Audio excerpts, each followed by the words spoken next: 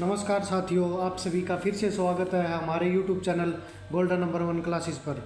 तो आज हम बात करने वाले हैं एक बेहतरीन टॉपिक जो क्या है, हमारे प्रीवियस ईयर क्वेश्चन हैं या मॉडल टेस्ट पेपर हैं जो एक्सपेक्टेड क्वेश्चन हैं, मोस्ट एक्सपेक्टेड क्वेश्चन हैं जो आने वाले एग्जाम हैं आपके, जैसे हरियाणा पुलिस का हो गया, अदर ग्रुप हो गए, CTC ग्रुप के, ठीक है। तो उनमें जो क्वेश्चन आने वाले हैं एक्सपेक्टेड, उनके बारे में हम आज जिक्र करने वाले हैं। तो चलिए शुरुआत करते हैं एक बिना आपका समय खराब किए गए। और आपसे रिक्वेस्ट है कि चैनल को लाइक करें, शेयर करें, और जो क्लासेस है आपकी लाइक शेयर जरूर किया करो भाई, और कमेंट करके ज़रूर बता करो कि कैसी लगी।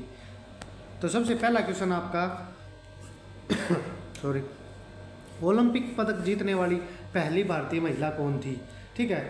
अब जो थी वो क्या है, उनका संबंध कहीं ना कहीं हरियाणा से है, इसलिए क्या है वो जिक्र किया गया है इसका। तो ओलंपिक में पदक जीतने वाली जो पहली भारतीय महिला है वो कौन थी? मैरी कॉम थी, कुलसुम अब्दुल्ला, कुंजरानी देवी, या कर्णम मल्लेश्वरी।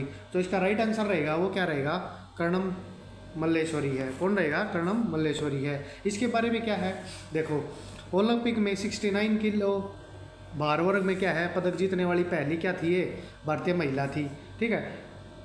कब जीता? 2000 में। कहाँ पे? सिडनी में ओलंपिक हुए थे ना, वहाँ पे। ठीक है। और भारोत्तोलन क्या था इनका?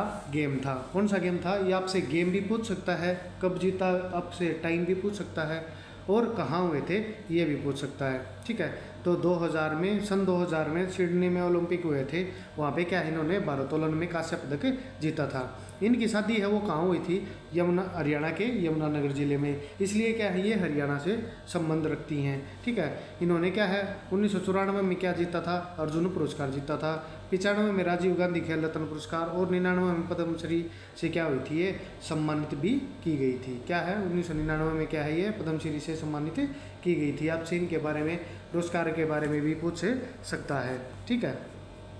फिर आता है नेक्स्ट क्वेश्चन आपका कि आज़ादी के बाद हरियाणा भारतीय संघ का हिस्सा बना, यानी भारत का जो संविधान है उसका हिस्सा बना। ठीक है। यानी भारतीय जो संघ है, अपना संसद भवन है, ठीक है, तो उसका हिस्सा बना।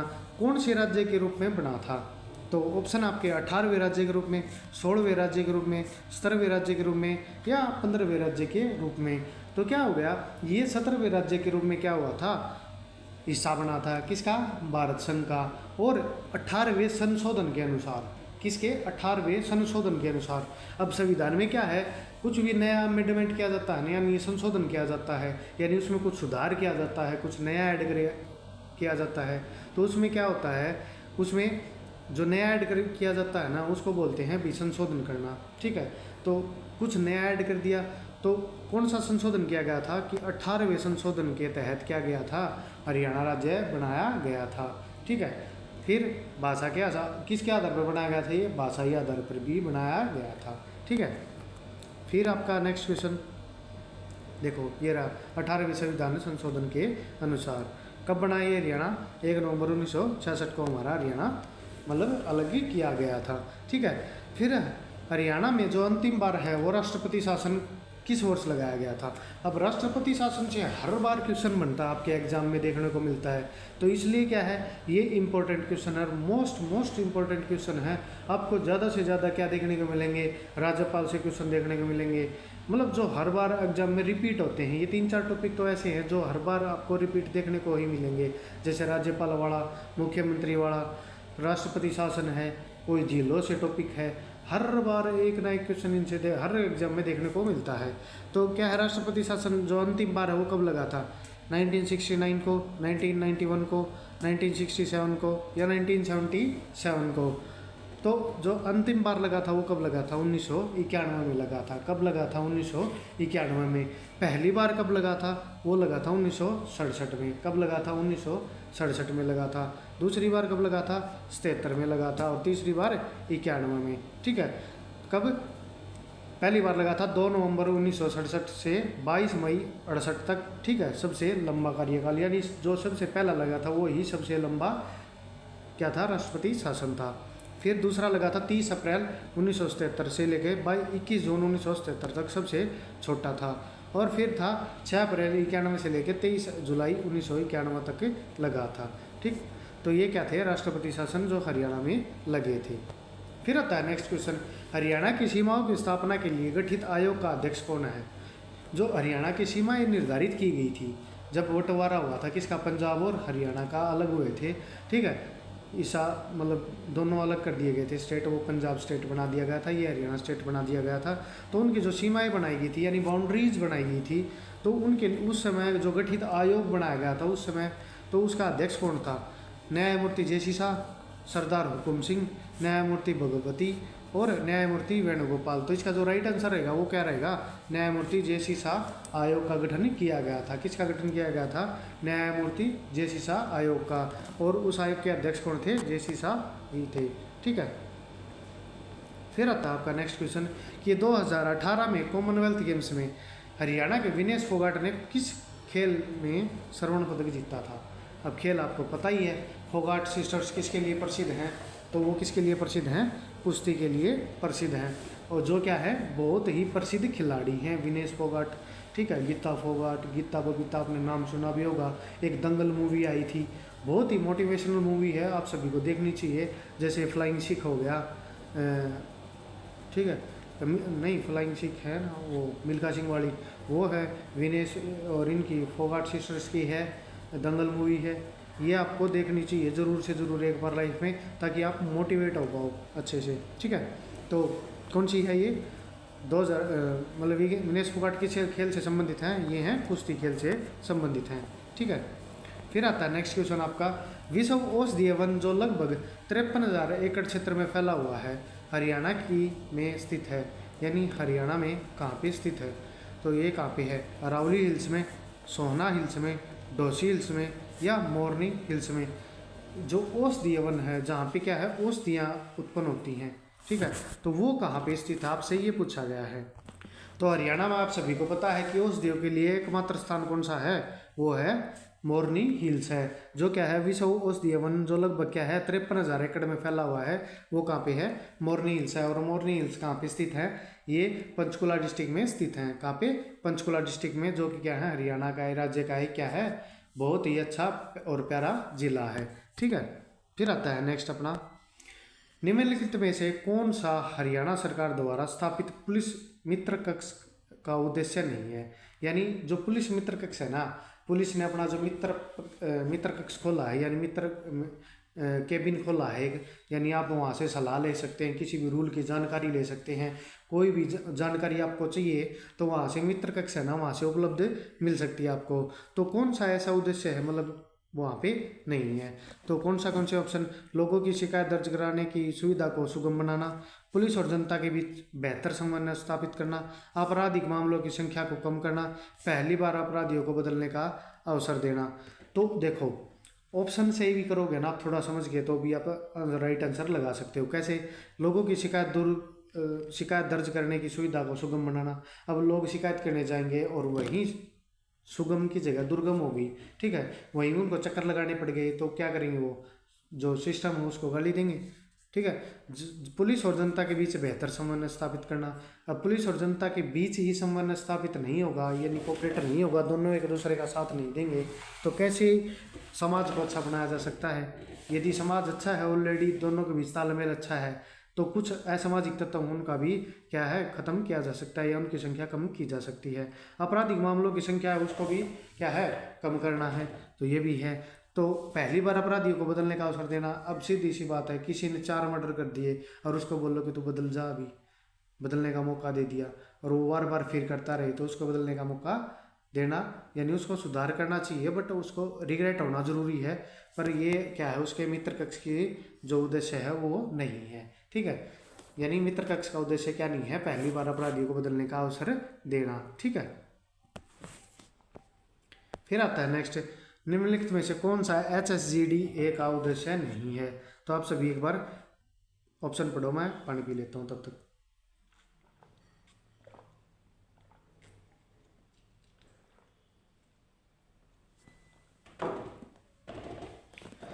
तो HSGDA होता क्या है, आपको पहले ही ये पता होना चाहिए, ठीक है।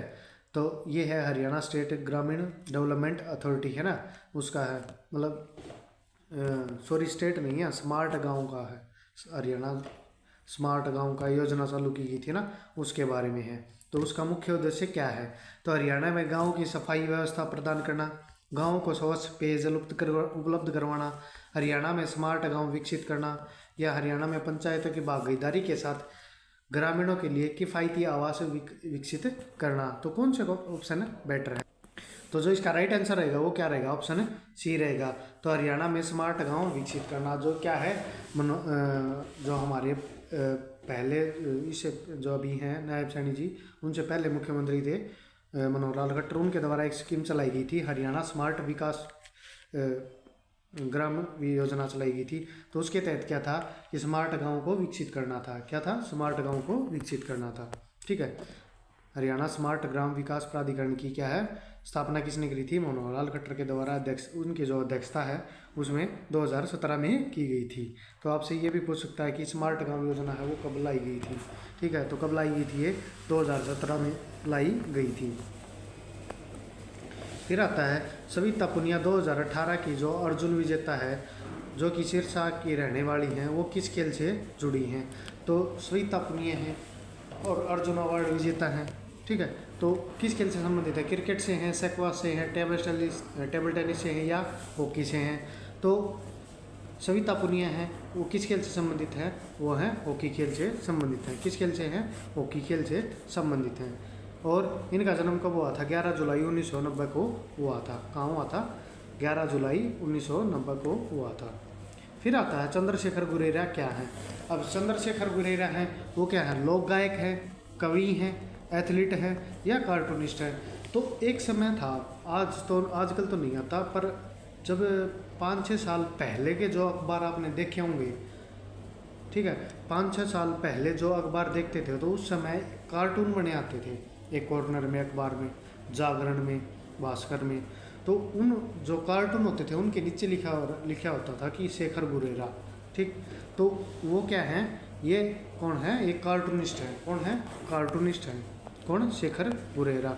और शेखर गुरेरा क्या है? कारण इनका जो हमारे मतलब भूतपूर्व यानी उस समय के जो ज्ञानी जैल सिंह क्या थे, राष्ट्रपति थे, उन्होंने बेहतरीन कार्टूनिस्ट के नाम से इसको क्या किया था?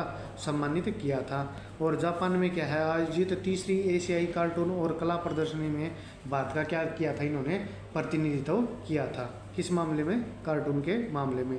हरियाणा गरिमा अवार्ड क्या है? अवार्ड है 2019 के दौरान आइकन ऑफ हरियाणा के नाम से क्या है ये सम्मानित किए गए थे। यानी हरियाणा क्या है? कौन सा अवार्ड दिया गया था इनको? Icon of Haryana.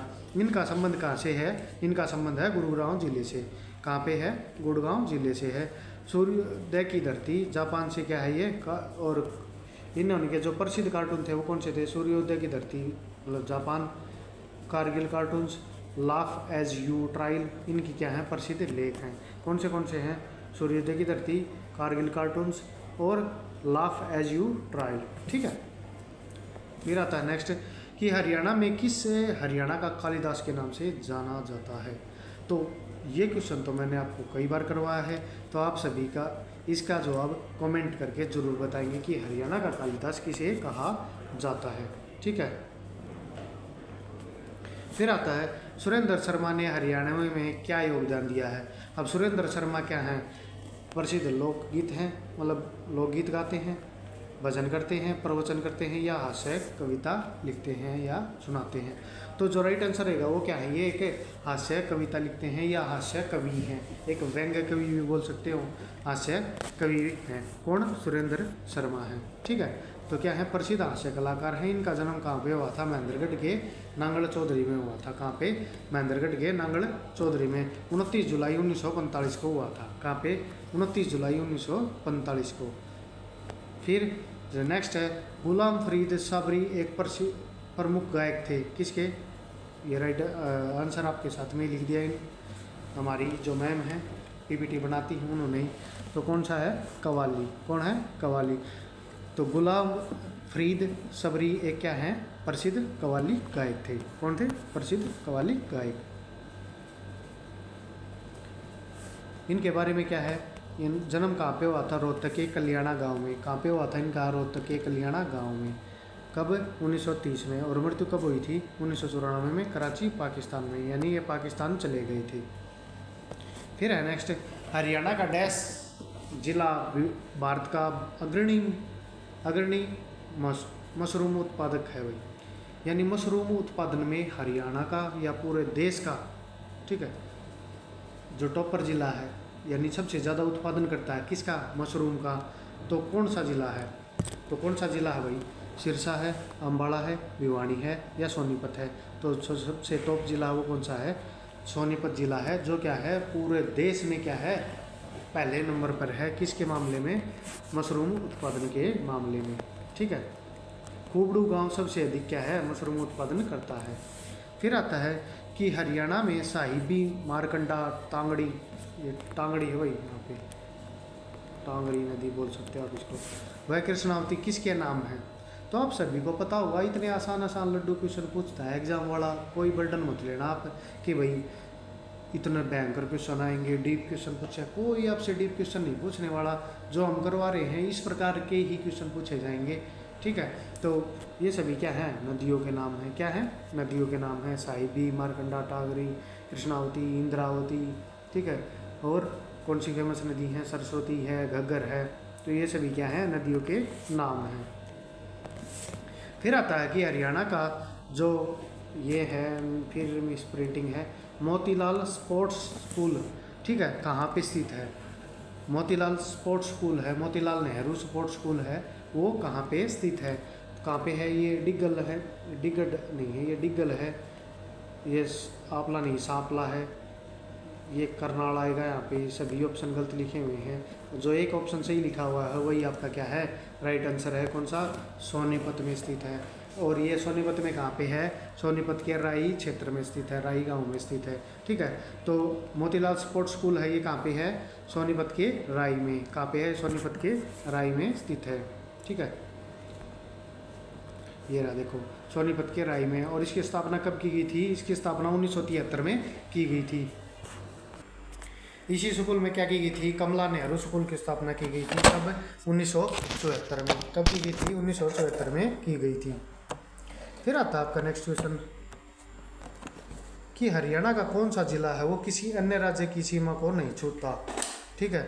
तो अन्य राज्य की सीमा को नहीं छूता ऐसे कौन से जिला है, हिसार है, रेवाड़ी है, रोहतक है या करनाल है। तो इस प्रकार का क्वेश्चन मैंने प्रीवियस ईयर जो पहले क्वेश्चन करवाए थे उनमें भी करवाया था आपको, तो उसमें बताया था मैंने कि रोहतक ज़िला है और एक चरखी दादरी ज़िला है, दोनों में से कोई भी एक आएगा, आपको ऑप्शन देखने को मिलेगा, दोनों में से कोई भी किसी अन्य जो राज्य है उसकी सीमा को टच नहीं करता, ठीक है। बाकी सभी ज़िले क्या करते हैं, अन्य स्टेट की सीमा, मतलब अन्य स्टेट की बाउंड्री है उसको टच करते हैं।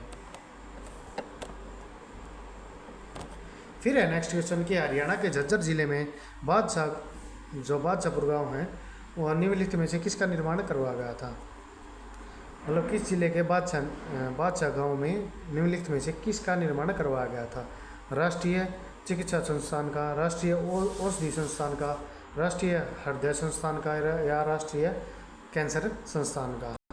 तो जो बादशाहपुर गांव है वहाँ पे किसका निर्माण किया गया है, वो किया गया है राष्ट्रीय कैंसर संस्थान का, किसका, राष्ट्रीय कैंसर संस्थान का, जो कहाँ पे किया गया है, हरियाणा के झज्जर जिले में किया गया है, ठीक है, बाढ़सा में, बाढ़सा में किया गया है ये।